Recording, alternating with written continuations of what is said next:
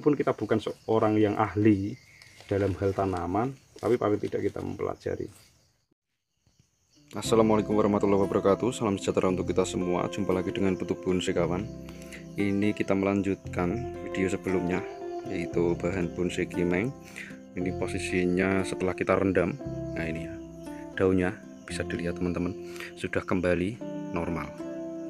Kita mau bongkar, kemudian nanti kita tanam. Oke kawan, ini kita akan proses penanaman. Ini walaupun malam-malam, tapi semoga masih tetap jelas gambarnya. Iya. Ini kita menyiapkan 2 polybag, ada polybag yang besar dan ada yang kecil. Jadi nanti yang kecil-kecil yang sekiranya bisa ditanam di polybag yang kecil, kita akan tanam di polybag yang kecil. Jadi untuk teman-teman yang mungkin masih awam dalam hal bonsai, baru mengenal tentang bonsai dan mencoba untuk beli bahan bonsai secara online, untuk awalan kalau misalkan memang tujuannya untuk digabung, kondisi seperti ini bisa langsung digabung, tidak masalah. Akarnya tidak usah diapa-apain, langsung ditanam saja, karena kalau digabung itu belakangan saja untuk ngatur perakaran. Tetapi kalau misalkan untuk dipecah batang, jika berani resiko, ini berani untuk dipotong. Tapi jika tidak ingin resiko, ini ditanam dulu, jangan dipecah dulu, tapi ditanam dulu supaya ini nanti akarnya bisa keluar sendiri. Ketika ini nanti kita tanam, ini nanti akan nyebar, karena ujung-ujungnya ini nanti akan mencari makanan. Jadi teman-teman tidak usah terburu-buru. Kebanyakan kalau misalkan baru seneng-senengnya main bonsai, itu pengen cepet-cepet, kalau pengen belajar pecah batang, beli dari online langsung pecah, ujung-ujungnya membusuk, mati, karena kondisi belum fresh, belum sehat. Jadi untuk teman-teman yang mungkin kebingungan beli online sering mati, ini cara kami, semoga bisa bermanfaat. Jangan dipecah dulu, ditanam dulu, kalau sudah 1 bulan baru dibongkar, kemudian baru dipecah kawan. Di bonsai itu memang tidak bisa instan kawan. Kalau memang kita ngolahnya dari awal, ya memang kita harus benar-benar sabar. Kita akan lihat untuk bahan-bahan yang kecil-kecil dulu. Ini yang besar-besar ini.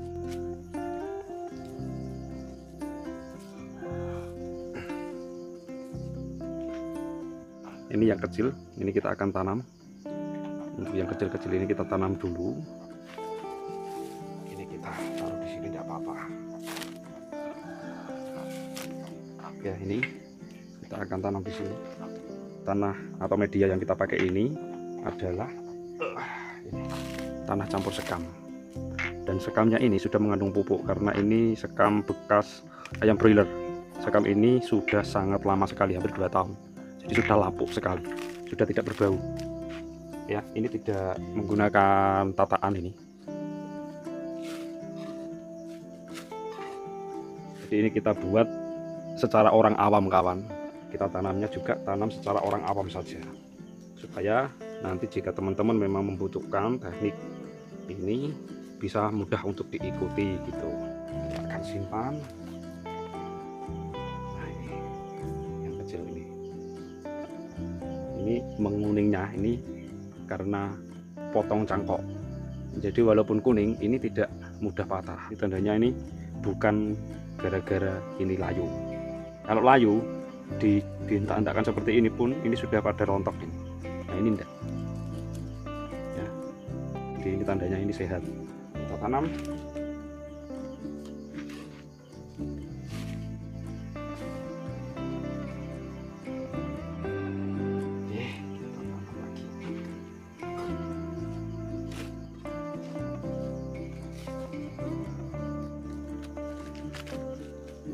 Mungkin teman-teman yang sering untuk beli bahan bonsai online, terutama kimeng, kemudian punya pengalaman mati, kering, atau membusuk, ya silakan komen, silakan berbagi kepada teman-teman semua. Kenapa, alasannya, supaya kita juga nanti bisa mendapatkan ilmu, dan teman-teman juga bisa melihat cara kami bagaimana kita menangani atau penanganan awal ketika kita beli bahan bonsai secara online.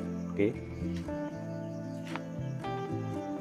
Kalau seperti ini dipecah, ini cocok banget, karena ini perakaran percabangannya ini sudah mantap ini, jos gandos ya. Tunggu saja teman-teman, 1 bulan lagi.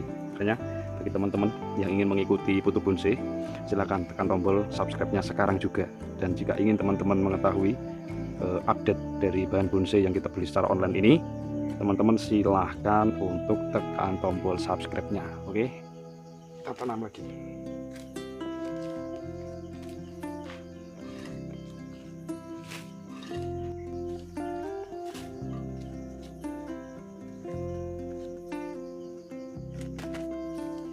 Oke, ini kita sisihkan dulu di belakang.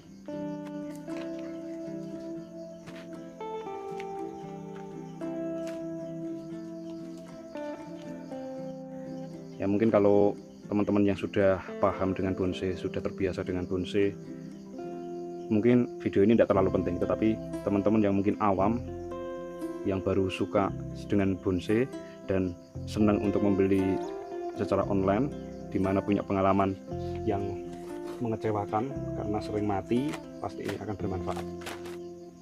Oke, ini kita ambil saja ya, karena ini tumbuh cabang ini dari bawah, ini di bawah, jadi kita potong aja. Kadang kalau dulu ingat dapat bahan sebesar ini, itu sudah seneng banget. Kita tanam ya, ada yang hidup ada yang mati, dimana dulu juga kalau setek ya juga asal tancap saja. Tapi ya alhamdulillah lah, akhirnya kita bisa mempelajari bahan bonsai kimeng ya. Ini sekali lagi ya, ini belum kita apa-apakan ini, karena ini terus terang ini hanya untuk teman-teman yang memang benar-benar baru dan punya pengalaman buruk tentang beli online. Semoga dengan video ini teman-teman mendapatkan solusi ya, dimana mungkin sudah kebingungan beli bahan bonsai online, selalu mati, selalu membusuk dan lain sebagainya ya. Semoga ini menjadi solusi. Oke,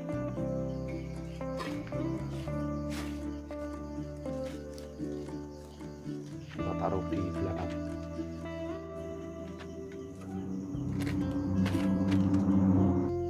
Oke, kita tanam lagi.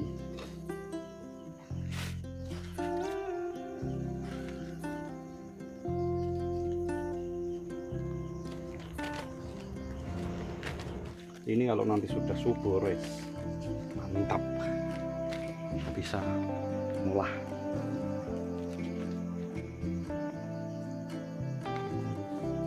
Ya.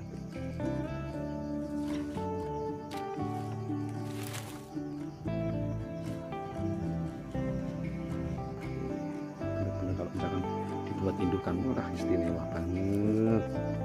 Coba bisa dibayangkan kan, cabang sebanyak ini.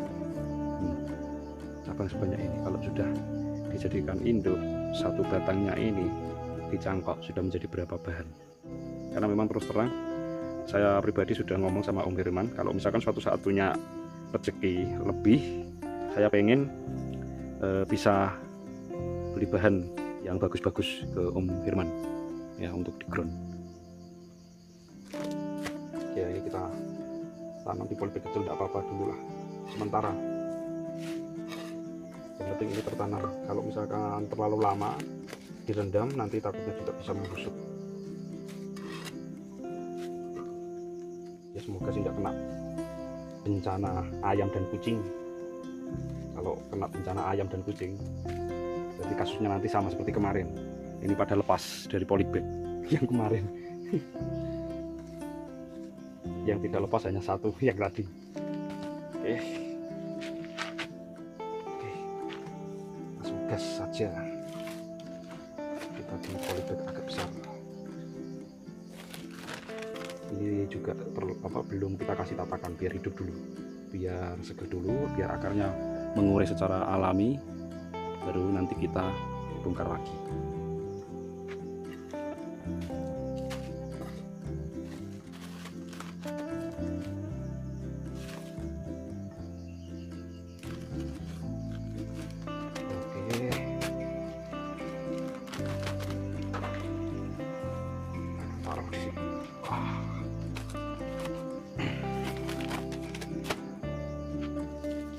Sekarang yang ini kita langsung tanam.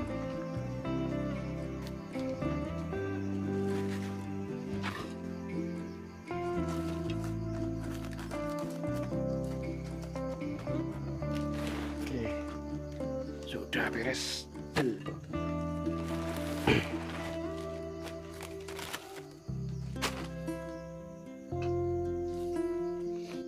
Kalau yang ini terpotong 7.000 ya, tapi agak besar ini. Oke, kita tanam.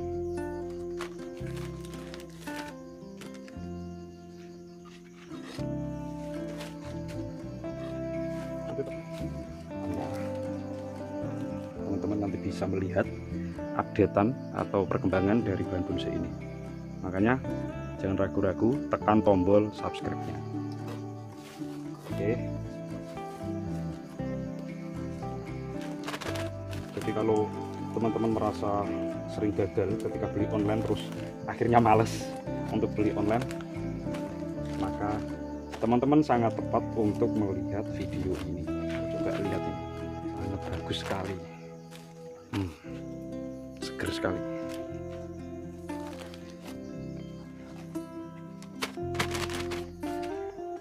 Oke, lanjut.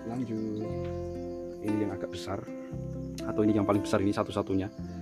Hanya saja ini percabangannya ini memang tidak ada, ya minim lah, karena ini bekas sudah dipotong, karena ini mungkin juga cangkokan ini, makanya dipotong-potong ini.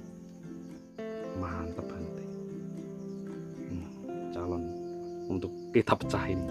Kalau posisi seperti ini cocoknya kita pecah. Oke, kanan.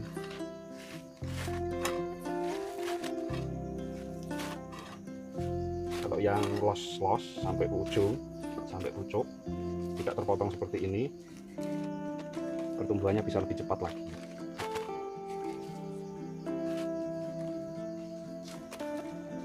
Ya, selama penanganannya tepat, mungkin teman-teman merasa sering gagal, nah, coba bandingkan dengan teknik ini, berbeda atau tidak, silakan dibuktikan, dicoba, tidak masalah. Ya, selama kok sesuai, sama, insya Allah nanti aman. Kuncinya kalau di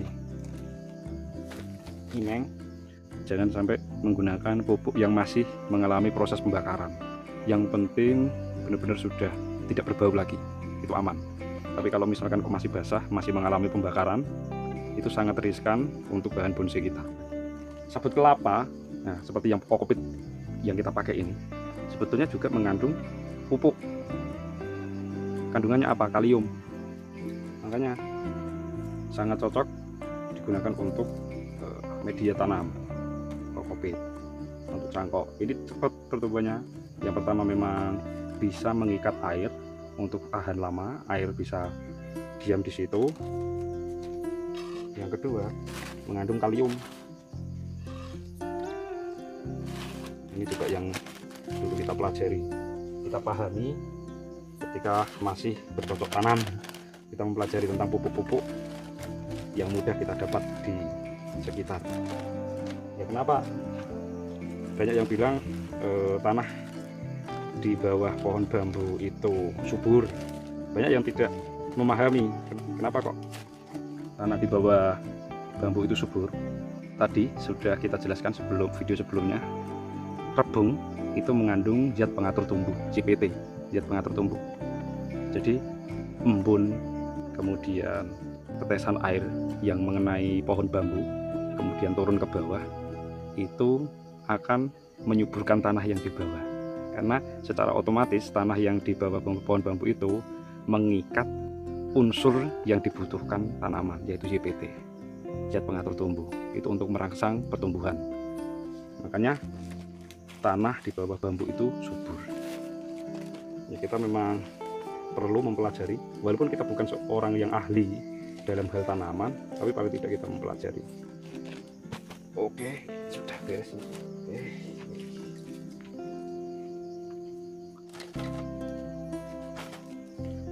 Dan nanti air larutan gula yang kita buat untuk merendam bahan ini tadi, itu bisa kita gunakan untuk siram atau untuk menyiram. Larutan gula, karena di kokopit, di media itu tanpa kita sadari sebetulnya di sana itu tumbuh mikroorganisme tanpa kita ketahui, karena mikroorganisme itu kan tidak bisa kita lihat dengan mata. Ya, ketika kering itu melemah. Bagaimana cara membangkitkannya? Yaitu dengan larutan gula. Ini adalah sistem MOL ya, sistem POC, pupuk cair. Jadi mengandalkan mikroorganisme untuk mengolah tanah atau mengolah media kita.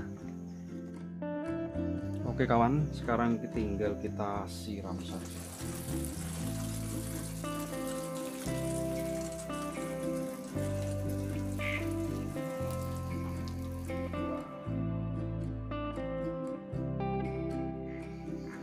Ya, ini sudah selesai. Semoga bisa bermanfaat. Sampai jumpa di video-video berikutnya. Wassalamualaikum warahmatullahi wabarakatuh.